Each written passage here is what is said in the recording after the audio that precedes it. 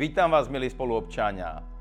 Rok sa s Roxorom stretol a stojíme na prahu nového roka. Ako vidíte, dneska neriešime meniny, lebo v kalendári nám svieti 1.1.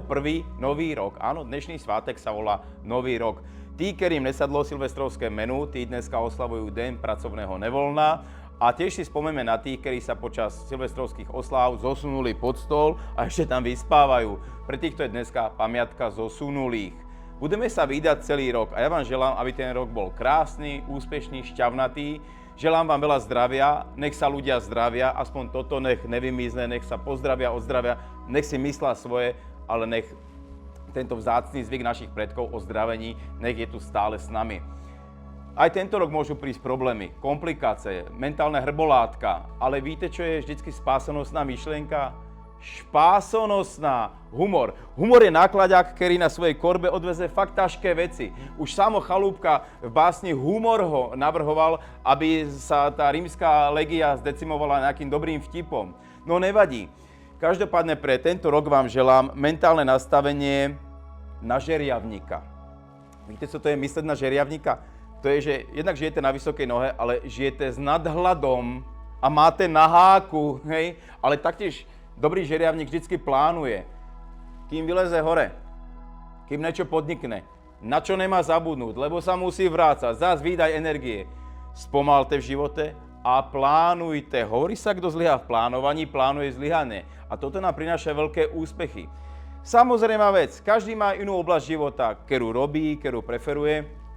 Každému sa páči iné. Jeden má rád to, jeden má rád ono. Uvediem príklad, Stephen King má rád to, John Lennon má rád ono, hej? Ale každý má to svoje, ale vážme si to. Napríklad umení. Niekto miluje Peter Bič projekt, niekomu sa ľúbi, jak hrá v telke Noel Cucor. Ale ne na každého platí Cucor a Bič, ale to nevadí. Vážme si, že každý robí nejaké remeslo, lekár, pekár, cestár, to je jedno, hej? Každý niečo robí. A rozmýšľame, koľko energie dotávajú a čo z toho máme my. Keď jeme napríklad jedlo, tanier, čo všetko tam máme, koľko ľudí sa muselo snažiť, aby sme toto jedlo dneska mohli jesť. A jak im to ja vrátim, lebo ja som posledný v tej reťazi konzumentov, ešte kým sa moje črevo zahra na keramický krúžok, získam energiu a jakú vrátim do sveta? Musím ju vrátiť, lebo dostaneš len toľko, koľko dáš.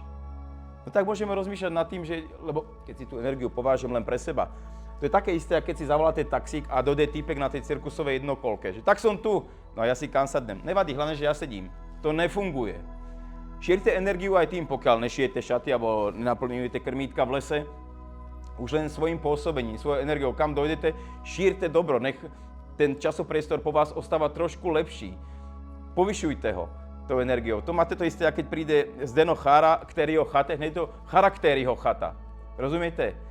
Ja pevne verím, že sa tento rok budeme veľa vídať, tráviť spolu veľa času. Trávte veľa času s vašimi blízkymi, s kamarádmi, s deťmi, s kolegami, s tým, ktorých máte rádi. Nezabúdajte. Čas je jak plyn. Není ho vidieť a je drahý. Úspešný rok 2026 vám zo srdca praje Heso Jašterák.